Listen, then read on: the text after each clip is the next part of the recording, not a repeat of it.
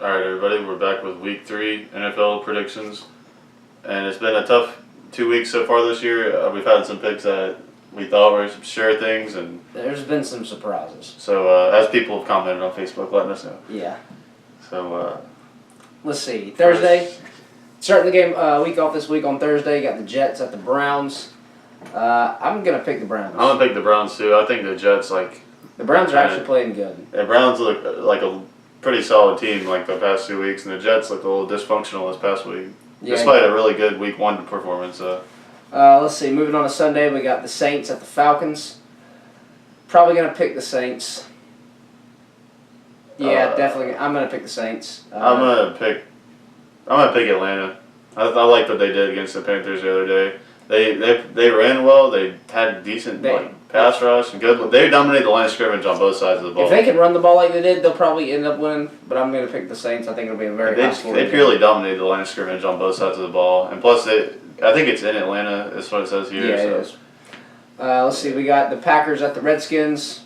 I'll pick the Packers. I know we got some people that'll be glad when we pick the Packers. Yeah, definitely the Packers. I definitely think they got this one. I know that'll make Steven feel better.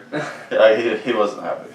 The next one is the Colts at the Eagles, and Carson Wentz is back. I think the Eagles would win even if Carson Wentz wasn't back. Yeah. Well, I don't know. I'm gonna pick him because Carson Wentz is back. That's why I'm picking. Yeah, I'm picking him for sure. This is the lock of the week right here. The Bills going to Minnesota. Lock of the week. I guarantee victory that the Vikings win. We're going to do this once a week. Guaranteed victory. Guaranteed. I did it last week and it worked out. I guarantee victory on this. No doubt. We got the Raiders at the Dolphins up next. Probably the Raiders. I don't know much about the Dolphins this season. I'm not going to lie. It's hard to keep up with 32 teams. Definitely going to pick the Raiders, though. I'm going to pick the Raiders, too. They got more weapons. I think people are overreacting about the John Gruden. It's going to take a second to get, creating the identity of the team that you want to kind of. And they were right there on the. He wants to mold them the way he wants the team, not continue what they were doing. And it's going to take a few weeks to adjust. I feel like they're. I said it last week, but I feel like they're going to bounce back eventually. They almost pulled it out against the Broncos, so I think they can do it. Speaking of the Broncos, the next game we got is Denver at Baltimore. These games are hard. I'm going to pick the Ravens. I'll pick the Broncos, just to kind of split. It's a pretty even matchup almost. I think the Broncos probably have a little bit better defense, slightly. This is another difficult one. We got the Bengals coming into Charlotte, coming to our territory. Playing the Panthers. I think the Panthers. I think I'm going to pick the Panthers. I'm not just saying it because I'm wearing this Panthers shirt right here and I watch all their games and they're my favorite team. I really feel like they play really solid at home. And although they had a lackluster performance on a lot of points in that game, the fact that they're within one possession and there are that many points they can improve on, I feel like they definitely will probably figure something out. They didn't generate a pass rush like I was expecting. The play calls were a little suspect. Cam took that hit, so I don't know if that looked like it rallied the team more than anything. But there are a lot of things, and Atlanta's about impossible to win in. That's almost like going into Seattle. So I think that they kind of didn't really look their best. I think they're better than what they played. I guess I could say. They had a good game. Cam had a good game overall. Although the Bengals, I don't want to discount them either. Nah, they could. They're 2-0. They look like one of the most solid teams in the league right now. You're picking the Panthers. I'm picking the Panthers. I think home field advantage and all that traditional stuff is actually. The Bengals have looked good though, but I think Joe Mixon's a little banged up still too. So. Next game is the Giants at the Texans. I'm going to go with the Texans. I think the Giants are a very dysfunctional team right now. The Giants are very dysfunctional. Their offensive line is absolutely terrible. It's up there with Seattle's and how bad of a line it is. I don't know if anybody watched the Sunday night game, but, man, Eli Manning had no time to throw the ball. Barkley had 14 catches for 80 yards, and that sounds like a lot of yards, but that's such a little amount per reception. That's they have no time. Which basically that means he's just about to get sacked and he's dumping it off, and even those little checkdowns are getting just eaten up by the defense. Yeah, so I got to pick the Texans. I think they can turn it around though, but yeah, I'm picking the Texans. Up next, we got the Titans at the Jaguars. The Jaguars are hot right Jaguars might be the hottest team in the AFC right now. We still have it on our channel. Go to 2016 playlist or 2016 NFL predictions, Week 2 and Week 3. We talk about them, and we go into great detail how we think the Jaguars are going to do what they're doing right this second. Yeah, we called it. We seriously, if you watch it, you know what we're talking about. So Jaguars, everybody knows our pick on that one. The next one's pretty easy pick. You got San Francisco at Kansas City. People are gonna get mad again. I mean, the thing is, Jimmy Garoppolo, I think he's doing all right, but he did almost blow that game. He threw that pick, but it was called back for holding on whoever they were playing, the Lions. If he wouldn't have thrown that, or if that dude wouldn't have been holding, that would have been a pick and it would have sealed the game. The Kansas City Chiefs, you can't deny Patrick Mahomes is out here setting records. Yeah, 10 touchdowns in 2 games. You're going to play this game in Arrowhead Stadium. They got Tyreek Hill, most dynamic playmaker in the AFC, probably the whole league. There's so many weapons. You got him, Travis Kelce, Kareem Hunt, countless others. I think. Jimmy Garoppolo, my thing is with Jimmy Garoppolo, he's had 1 week where he threw no touchdowns and only interceptions, and the next week he threw 2 touchdowns, and he technically did throw a really bad interception, but it was called back and he got bailed out by the penalty. So I'm not picking them because I don't believe in the 49ers. I'm more believing the Chiefs than anything. Chiefs are just an unstoppable force right now. I will say the Chiefs do this every year. They tend to start off very hot the first half of the season. It's still the first half of the season, so they're deadly right now. Tune back in week 13, we probably won't be saying the same thing. I mean, they could always fix it. Well, we're getting into the point. So moving on, we got the battle of defenses. We got the Chargers with the Rams. Although the Chargers haven't been what everybody thought they were going to be. I don't think their defense is as good as everybody thought it would be. I don't think the Rams. I think they have been.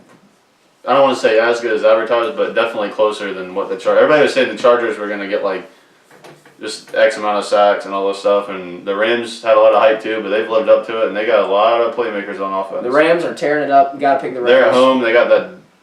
They have more weapons than the Chiefs do. Just ridiculous. I'm not sure. We could probably do a whole video on how they're managing to pay all those players, by the way.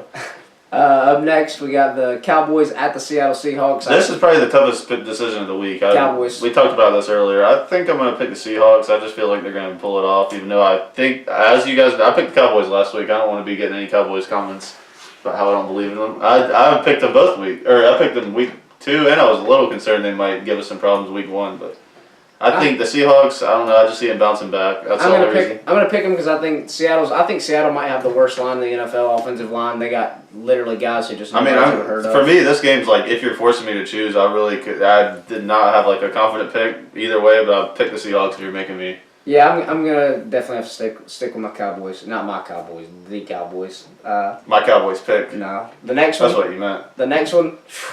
Probably my favorite team right now in the NFL to watch. You got the Bears at the Cardinals. Which just makes me feel like we're reliving the Denny Green meltdown on Monday Night Football from 2006 because these two teams are playing against each other. The freaking Bears, that defense is absolutely unbelievable. Khalil Mack, that dude is so good it's not even funny. I'm definitely picking them. I don't believe in the Cardinals. I don't believe in a team that believes in Sam Bradford. No. I don't believe in them because they believe in Sam Bradford. They got Steve Wilkes. He's a head coach. He used to be our D coordinator for the Panthers. I like what he's doing.